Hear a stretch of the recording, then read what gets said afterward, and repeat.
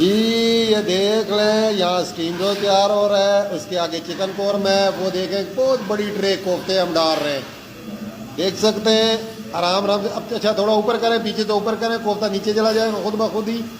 ये देखें कोफ्ते हमारे, देखा है कोफ्ते आ रहे हैं, स्टीम रोल, चिकन कोरमा और कोफ्ता करी।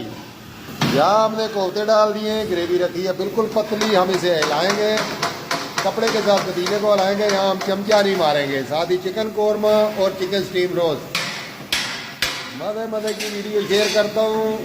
अगर मेरी वीडियो अच्छी लगी तो, मेरे खाने की वीडियो अच्छी लगी तो चैनल को ज़रूर फॉलो करना, इसे लाइक करना, कमेंट करना, शेयर करना मत भूलना। अच्छा देख लें, दोबारा फिर स्टीम की तरफ आ गया। तो ऐसा करना, मेरी वीडियो को शेयर ज़रूर करना, शेयर करना मत भूलना।